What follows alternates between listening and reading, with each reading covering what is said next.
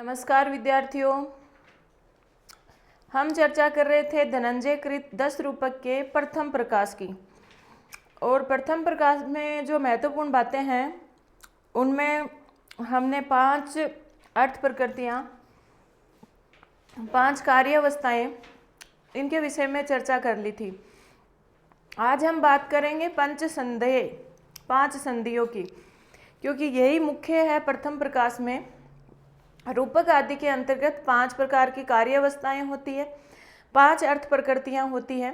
बीज, बिंदु, पताका, प्रक्रिय और कार्य, आरंभ, प्रयत्न, प्राप्ति, आशा, नियताप्ति और फलागम, इनके विषय में हम जान चुके हैं। अब कार्य अवस्थाएं, अर्थ प्रकृतियां और कार्य अवस्थाएं क्रम से मिलकर के एक एक संधि का निर्माण करती है। संधियों के विषय में पढ़ने से पहले हमें जानना होगा कि संधि है क्या। देखिए, जैसे सबसे पहली जो अर्थ प्रकृति है वो है बीज, और पहली कार्य अवस्था है आरंभ। तो बीज और आरंभ से मिलकर के जो संधि बनेगी वो क्या कहलाएगी? मुख। और इसी प्रकार से आपको प्रश्न भी पूछा जाएगा, तो इनका क्रम आपको पता होना चाहिए। क्रम से ये सारी चीज़ें आपको याद होनी चाहिए। वैसे सामान्य रूप से संधि क्या है? देखो, एक रूपक के अंतर्गत एक तो मुख्य कथा वस्तु होती है, इसके अलावा गौण कथा वस्तु मतलब प्रासंगिक कथा वस्तु भी होती है, यानी बहुत सारे कथांश होते हैं। एक ही नाटक आदि के अंतर्गत बहुत सारे कथांश होते हैं। अब उन कथांश के कोई न कोई प्रयोजन भी होते हैं, प्रत्येक का कोई न कोई प्रयोजन भी होता है। अब वैसे तो उनके जो प्रयोजन हैं वो मुख्य कथा वस्तु से संबंधित भी रहते हैं, उनका खुद का प्रयोजन भी होता है और वो मुख्य कथा वस्तु के प्रयोजन से भी संबंधित रहते हैं। और मुख्य कथा वस्तु खुद का प्रयोजन होता ही है, मुख्य कथा वस्तु से वो संबंधित भी रहते हैं। इसके अलावा भी वो जो कथांश होते हैं छोटे छोटे, उनका संबंध अन्य कथांशों के प्रयोजनों से भी होता है, यानी उनका प्रयोजन खुद के प्रयोजन को सिद्ध करना, मुख्य कथा वस्तु के प्रयोजन को सिद्ध करना, और आपस में भी वो कथांश जुड़े हुए होते हैं। तो उनका ये जो प्रयोजनों का जो संबंध होता है वो संबंध संधि कहलाता है। ठीक है, रूपक आदि के अंतर्गत जो कथांश है उनके जो प्रयोजन है, उन प्रयोजनों का पारस्परिक जो संबंध है वो क्या कहलाता है? ये अपना संधि कहलाता है। ठीक है, एक प्रयोजन के होते हुए भी अन्य कथांशों के, अन्य कथा वस्तुओं के प्रयोजन से संबंधित रहना ही संधि कहलाता है। ठीक है, अब देखिए संधि किस तरह से बनती है, संधि की परिभाषा क्या है, लक्षण क्या है।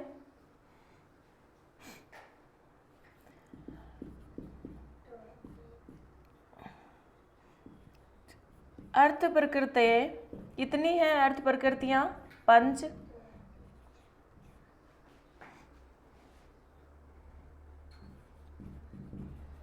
और पंच ही कितनी है? अवस्था। कार्य अवस्था भी कितनी है? 5। तो अर्थ प्रकृति पंच, पंच अवस्था समन्विता,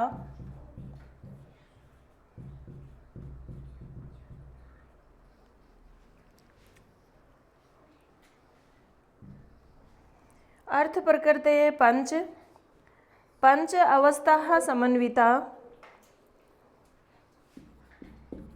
यथा संख्येन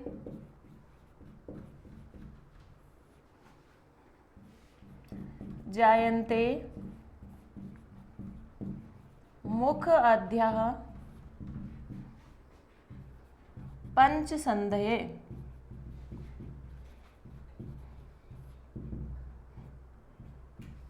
देखिए क्या कहते हैं आचार्य धनंजय, अर्थ प्रकृति पंच, 5 प्रकार की अर्थ प्रकृतियाँ कौन कौन?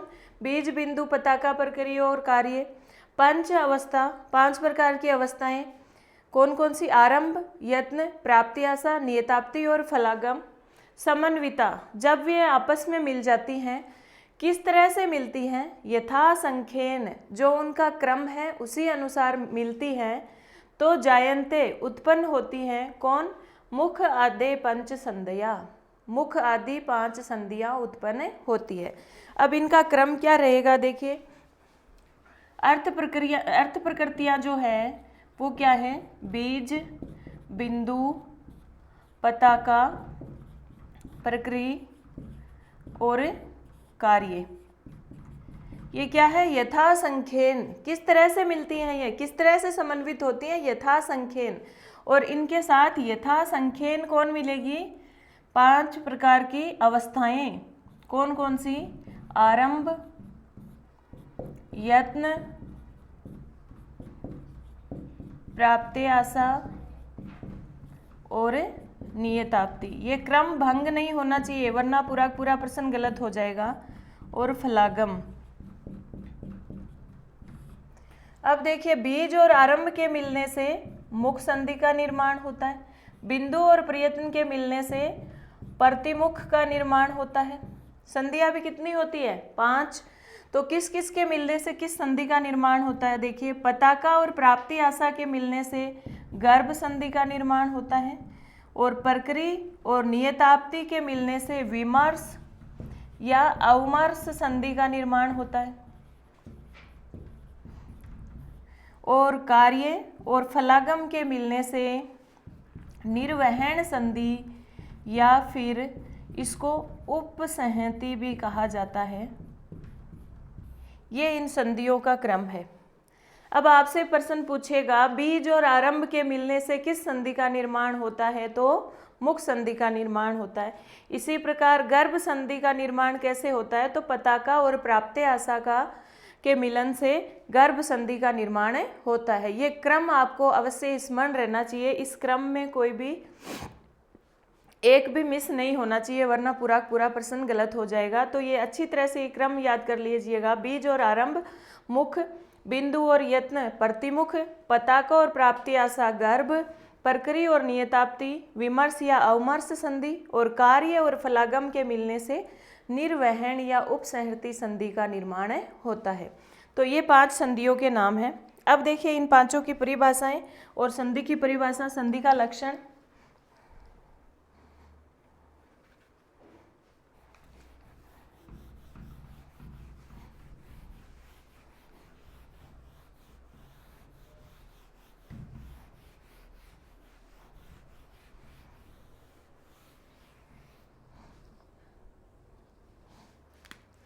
संधि की परिभाषा क्या है?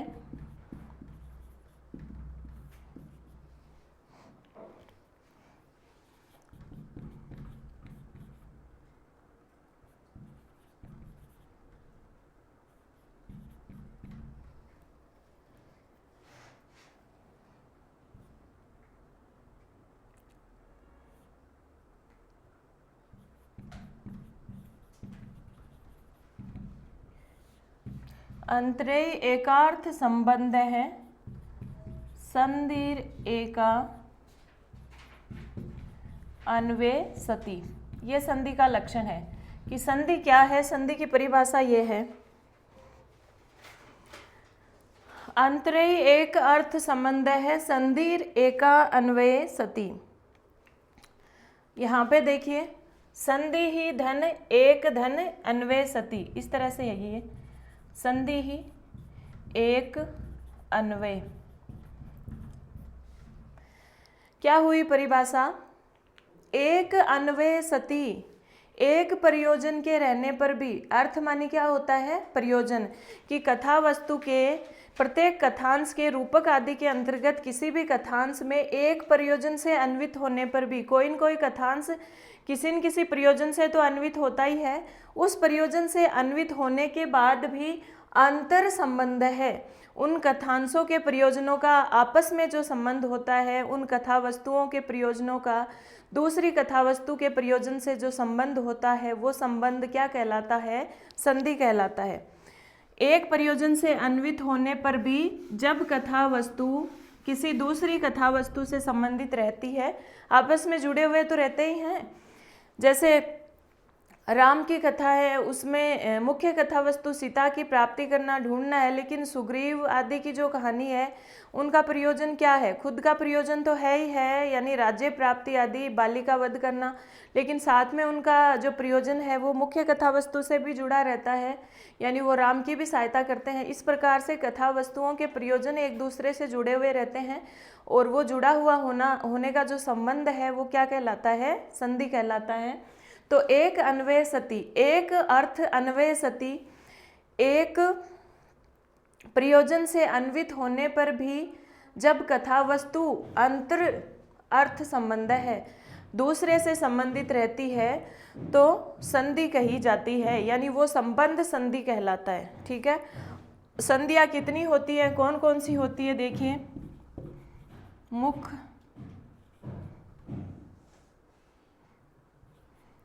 प्रतिमुखे, मुख प्रतिमुखे गर्भ है, स औमरसो उपसहति।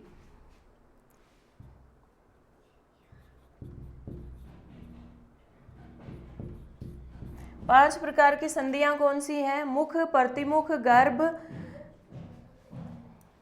अवमर्श।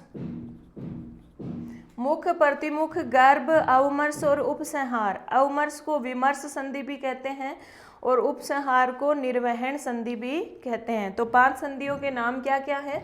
मुख, प्रतिमुख, गर्भ, अवमर्श और उपसंहार। अवमर्श संधि का दूसरा नाम है विमर्श संधि और जो अपनी ये उपसंहार संधि है उसका दूसरा नाम है निर्वहन संधि। ठीक है, सर्वप्रथम देखिए मुख संधि क्या है। ये जो 5 संधियां हैं इनके भी अंग होते हैं और कुल मिलाकर इन 5 संधियों के 64 अंग होते हैं। और अगर किसी भी परीक्षा के पाठ्यक्रम में 10 रुपये का प्रथम प्रकाश का विशेष अध्ययन लगाया हुआ है तो वो 64 अंग भी आपको पढ़ने हैं और 64 अंग अपने आप में बहुत ज़्यादा हो जाते हैं, उनकी परिभाषा एक एक की बहुत ज़्यादा हो जाती है। तो किस संधि के अंग कौन से हैं वो तो याद नहीं किए जा सकते, लेकिन सामान्य रूप से उनकी परिभाषा आपको अवश्य पढ़नी चाहिए ताकि आप जोड़ करके मतलब किस अंग की क्या परिभाषा है, परीक्षा में किस संधि का क्या अंग है, कौन सा अंग है, वो अंग का नाम तो नहीं पूछा जाता लेकिन इतना अवश्य पूछा जाता है कि मतलब उस अंग की परिभाषा दे दी जाती है और फिर उसमें 4 ऑप्शन में दिए जाते हैं उन अंगों के नाम, संधि के अंगों के नाम, तो ताकि उसकी आप पहचान कर सके। तो मूल पुस्तक में ये संधि के 64 अंग हैं, उनको भी आप अध्ययन कर सकते हैं अवश्य ही। हम अभी कर रहे हैं सामान्य अध्ययन। तो मुख संधि की परिभाषा जानिए क्योंकि वो संधियों के अंग तो बहुत से गहराई वाली बात हो जाएगी और इतने 64 अंग याद करना भी मुश्किल है। मुश्किल क्या, नामुमकिन सा ही है कि 64 के 64 अंग है, उनकी परिभाषाएं भी याद करो और फिर कौन सी संधि का अंग कौन सा है ये याद करना थोड़ा मुश्किल हो जाता है। बाकी अगर एक बार उनको पढ़ लिया जाए तो वो याद रह जाएंगे, आप परीक्षा में अवश्य ही प्रश्न सही कर पाएंगे। अगर वो गहराई से पूछता है तो कभी कभी पूछ लेता है, बाकी सामान्य रूप से संधियों में जो प्रश्न पूछे जाते हैं वो यहीं से पूछे जाते हैं। तो मुख संधि की परिभाषा देखिए।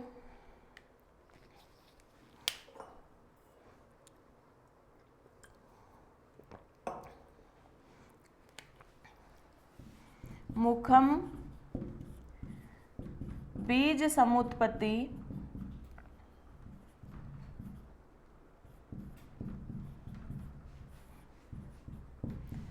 नाना अर्थम रस संभवा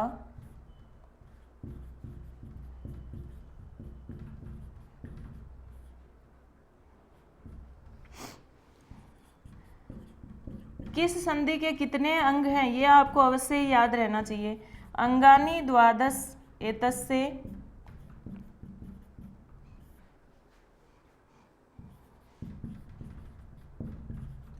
बीज आरंभ समन्वयात। मुख संधि की जो परिभाषा है वह आपको अच्छी तरह से एज इट इज याद रहनी चाहिए क्योंकि प्रश्न किधर से भी कैसे भी पूछा जा सकता है। तो मुख संधि की परिभाषा क्या है? मुखम बीज समुत्पत्ति नाना अर्थम रस संभवा। मुख संधि कहाँ होती है? जहाँ बीज नामक अर्थ प्रकृति होती है तब मुख संधि होती है। देखो, नाना अर्थम रस संभवा, अनेक प्रकार के प्रयोजन और रस, अनेक प्रकार के प्रयोजनों और रस को उत्पन्न करने वाली बीज समुत्पत्ति, बीज की उत्पत्ति जहाँ होती है मुखम, वहाँ पर मुख संधि होती है। अनेक प्रकार के प्रयोजनों और रसों को उत्पन्न करने वाले बीज की उत्पत्ति जिस जगह होती है वहाँ मुख संधि, मुख नामक संधि होती है। और अंगानी द्वादश एतस्य, इस मुख संधि के अंगानी कितने होते हैं, अंग कितने होते हैं, 12 होते हैं। ये आपको याद रहना चाहिए कि मुख संधि के अंग कितने हैं, 12 है। कुल मिलाकर तो संधि अंग कितने होते हैं, 64 हो जाते हैं, लेकिन प्रत्येक संधि के अलग अलग रूप से कितने अंग हैं ये आपको स्मरण रहना चाहिए। तो मुख संधि के अंग कितने हैं, 12 हैं।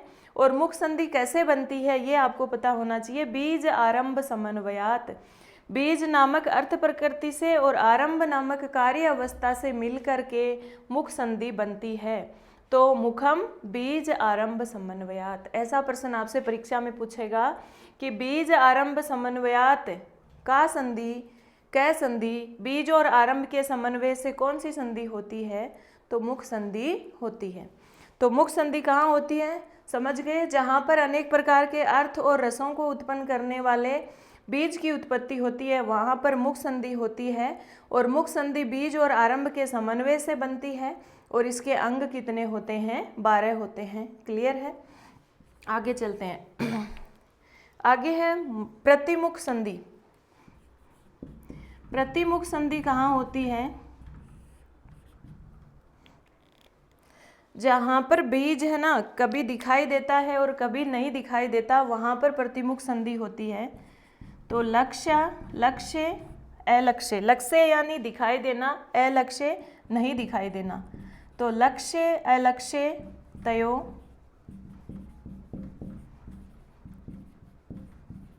उद्भेद है तस्य,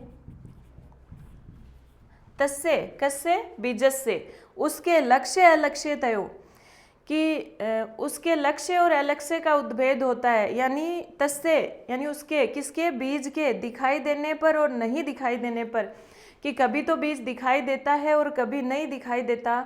इस प्रकार का जो उद्भेद होता है उस स्थिति में प्रतिमुख संधि होती है।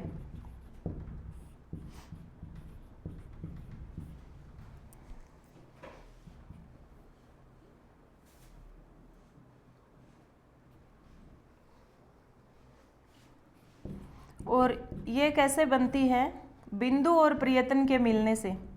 बिंदु प्रयत्न अनुगमात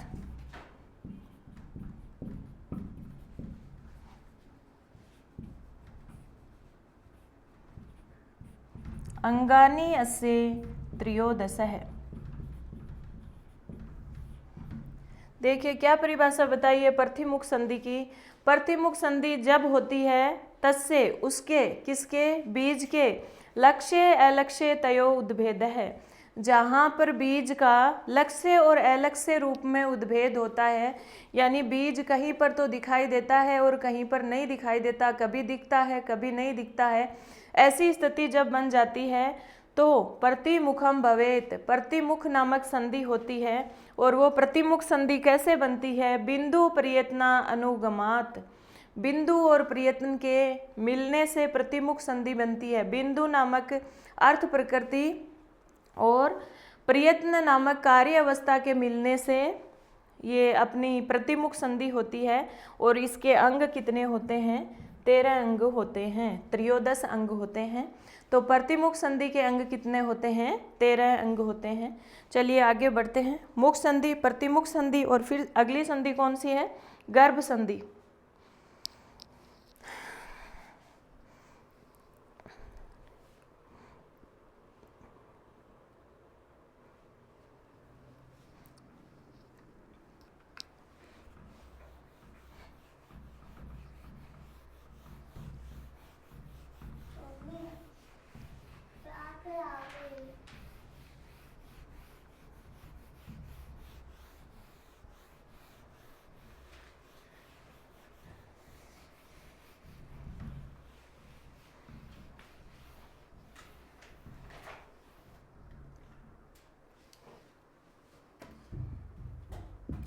अगली संधि है गर्भ संधि।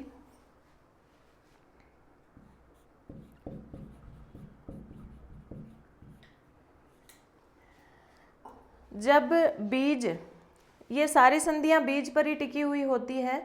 मुख संधि भी बीज से संबंधित है। प्रतिमुख में बीज कभी दिखाई देता है कभी नहीं दिखाई देता। और गर्भ संधि में क्या होता है, बीज है वो दिखाई देकर फिर नष्ट हो जाता है, तो उसको बार बार अन्वेषण किया जाता है, ढूंढा जाता है। तो गर्भस्तु दृष्ट नष्टस्य बीजस्य अन्वेषणं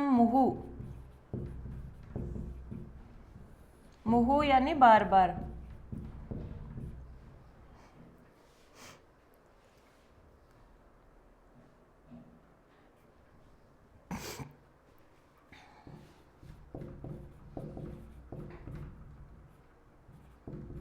द्वादश अंग है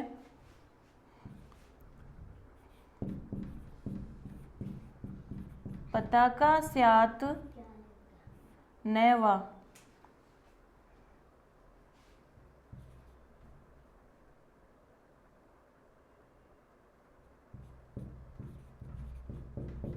स्यात् प्राप्ति संभव है।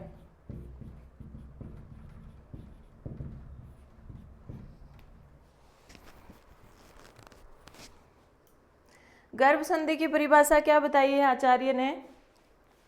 गर्भस्तु, गर्भ संधि वहाँ होती है जहाँ पर बीजस्य, बीज के दृष्ट नष्टस्य, दिखाई देने के बाद नष्ट हो जाने पर अन्वेषणम मुहु, बार बार अन्वेषण होता है, ढूंढा जाता है। सीधी सी बात यह है, संबंध इतना याद रखिए कि जब बीज को ढूंढा जाता है, बीजस्य अन्वेषणम मुहु ऐसा नाम आ जाए तो कौन सी संधि होगी? गर्भ संधि। यानी बीज को ढूंढने का कार्य किस में होता है? गर्भ संधि में होता है। और बीज का लक्ष्य अलक्ष्य रूप से उद्भेद किस संधि में होता है? प्रतिमुख में होता है। और सर्वप्रथम जहाँ बीज होता है वहाँ मुख संधि होती है। मुख संधि तो कहाँ होती है कि जहाँ पर अनेक प्रकार के अर्थ और रसों को उत्पन्न करने वाला बीज होता है वहाँ मुख संधि होती है। प्रतिमुख संधि कहाँ होती है? बीज कभी दिखाई देता और कभी नहीं दिखाई देता, तब प्रतिमुख संधि हो जाती है। और बीज एक बार दिख गया फिर नष्ट हो गया, फिर उसको ढूंढा जाता है, अन्वेषण किया जाता है, वहाँ पर गर्भ संधि होती है। तो गर्भ संधि के साथ आप इस तरह ट्रिक से याद रखिए कि गर्भ संधि का मतलब बीज का अन्वेषण करना, बीज को ढूंढना। तो दृष्ट नष्ट से बीज से, बीज के दिखाई देने के बाद नष्ट हो जाने पर जब उसका अन्वेषण किया जाता है बार बार तो गर्भस्तु, तब गर्भ संधि होती है। और गर्भ संधि के अंग कितने होते हैं? द्वादश, 12 अंग होते हैं। मुख संधि में 12 अंग, प्रतिमुख में 13 अंग, गर्भ संधि में 12 अंग। और गर्भ संधि किनके मिलन से बनती है? पताका और प्राप्ति संभव से। पताका नामक अर्थ प्रकृति और जो प्राप्ति संभव यानी जो प्राप्ति आशा, उसी को यहाँ पर प्राप्ति संभव कहा है। तो पताका इसमें स्यात् नैवा, पताका नामक अर्थ प्रकृति हो भी सकती है और नहीं भी हो सकती, लेकिन जो प्राप्ति आशा नामक कार्य अवस्था है वो जरूर से होनी चाहिए। यानी गर्भ संधि बनेगी तो कैसे? पताका और प्राप्ति आशा से मिलकर ही बनेगी, लेकिन जरूरी नहीं है कि पताका है, हो भी सकती है और नहीं भी हो सकती, लेकिन प्राप्ति आशा है वो अवश्य ही होनी चाहिए। प्राप्ति आशा का होना अनिवार्य है, पताका का होना अनिवार्य नहीं है, ऐसी बात इसमें कही है। ऐसा प्रश्न यहाँ से भी पूछा जा सकता है, तो इसको याद रखना कि गर्भ संधि में पताका का और प्राप्ति संभव दोनों का होना अनिवार्य है क्या? नहीं, बिल्कुल नहीं। प्राप्ति आशा का होना अनिवार्य है, पताका हो भी सकती है और नहीं भी हो सकती। इस चीज़ को यहाँ से अवश्य स्मरण रखिएगा। तो ये गर्भ संधि। अगली है विमर्श संधि या अवमर्श संधि।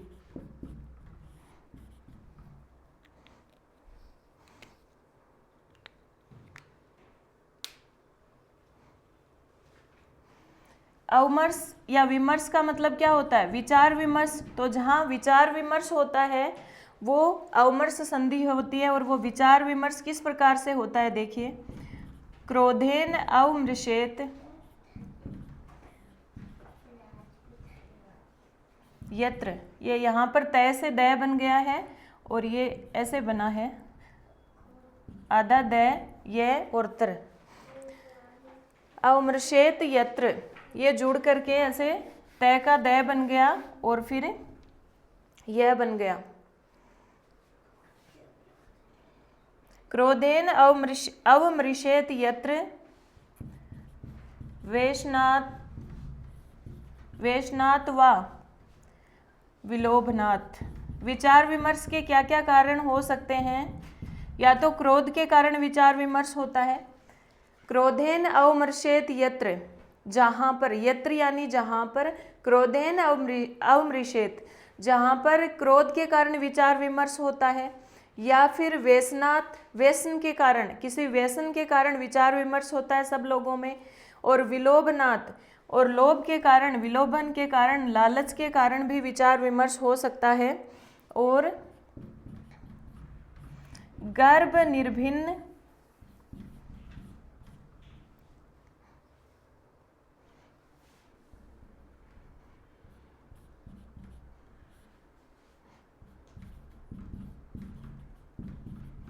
गर्भ संधि द्वारा ढूंढे गए बीज और अर्थ का संबंध दिखाया जाता है, वह अवमर्श संधि कहलाती है। सो अवमर्श है इति स्मृतः, ऐसा कहा गया है। अवमर्श संधि या विमर्श संधि कहाँ होती है? जहाँ विचार विमर्श होता है। और वो विचार विमर्श किस किस कारण से होता है? क्रोधेन, क्रोध के कारण हो सकता है। वेशनात्, व्यसन के कारण हो सकता है। और विलोभनात्। तो अवमर्श संधि की तीन बातें तो ये हो गई कि जहाँ पर क्रोध के कारण, व्यसन के कारण और लालच के कारण अगर विचार विमर्श होता है तो अवमर्श संधि होती है। अवमर्श का मतलब विचार विमर्श, अवमृशेत यानी विचार विमर्श होता है। और क्या काम होता है अवमर्श संधि में? गर्भ संधि द्वारा निर्भिन्न ढूंढे गए बीजार्थ है, बीज और अर्थ का संबंध दिखाया जाता है। सो अवमर्श इति स्मृतः है, वह अवमर्श संधि कहलाती है। और इसके अंदर 13 अंग होते हैं। और वो किन किन से मिलकर बनती है? प्रकृति और नियताप्ति। प्रकृति और जो नियताप्ति है, इनके मिलने से अवमर्श संधि बनती है। आगे है निर्वहन संधि या उपसंहार संधि।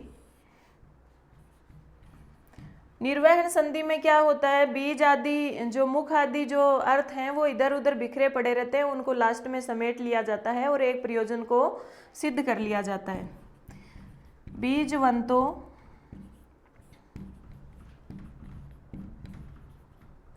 मुख आदि अर्थः, आदि के ई का ये होकर के यण संधि हो गई और इस तरह से द के अंदर यह जुड़ गया है। और अर्थः दोनों मिलकर के फिर दीर्घ संधि हो गई, मुख आदि अर्थः। बीजवंतो मुख आदि अर्थः विप्रकृणा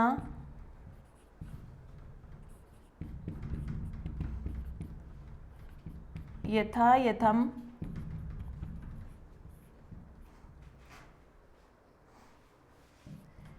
एकार्थ्यम उपनीयन्ते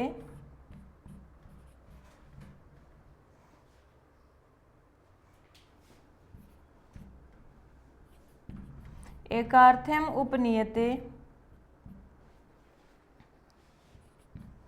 यत्र निर्वहणम ही तत्।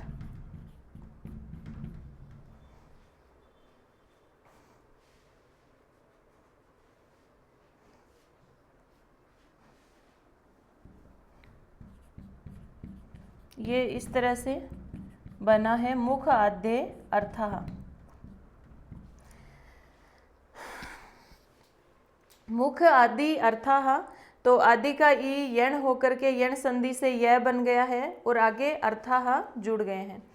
तो बीजवंतो मुख आद्य अर्थः, बीज आदि से युक्त जो मुख आदि अर्थ हैं, यानी मुख आदि जो संधियां हैं, जब विप्रकीर्णा यथा यथम, इधर उधर बिखरे हुए पड़े रहते हैं, यानी मुख प्रतिमुख आदि सभी जब बिखरे हुए पड़े रहते हैं इधर उधर, तब उन्हें एकार्थ्यम उपनीयते, एक प्रयोजन के लिए उपनीयते, एक जगह समेटा जाता है। निर्वहणम ही तत्, वो निर्वहन संधि कहलाती है। देखिए मुख संधि क्या होती है?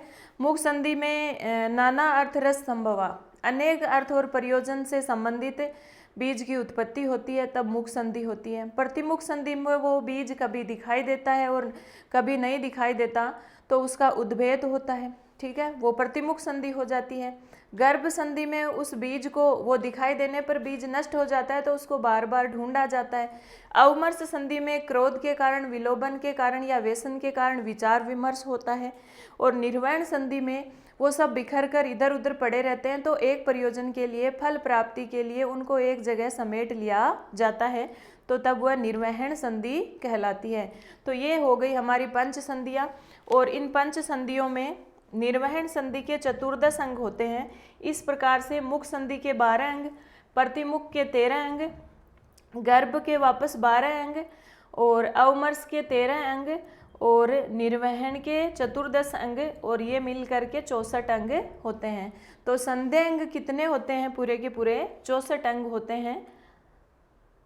और इन 64 अंगों को अगर आप जानना चाहते हैं तो 10 रूपक की मूल पुस्तक में से एक एक अंग को विस्तार से पढ़ सकते हैं, लेकिन ये बहुत ही कठिन कार्य है क्योंकि 64 अंग अपने आप में बहुत ज़्यादा होते हैं और ये कभी याद नहीं रह सकता कि कौन सी संधि का अंग कौन सा है। हाँ, इनकी परिभाषा है वो सामान्य रूप से जानी जा सकती है और उसी परिभाषा के आधार पर प्रश्न पूछा जा सकता है। तो एक नॉर्मल वे में इनको पढ़ सकते हैं, और एक प्रश्न कभी न कभी आ जाता है किसी परीक्षा में, तो वो ज़रूर से आपको सही हो सकता है। तो इस तरह से सामान्य रूप से हमने 5 अर्थ प्रकृतियों का, 5 कार्य अवस्थाओं का और 5 संधियों का अध्ययन हमने कर लिया है। और प्रश्न भी अधिकतर जो बनते हैं वो इनमें से ही बनते हैं। प्रथम प्रकाश में अगर कोई प्रश्न बनता है तो अर्थ प्रकृति, 5 प्रकार की कार्य अवस्थाएं और 5 संधियों में से ही बनता है।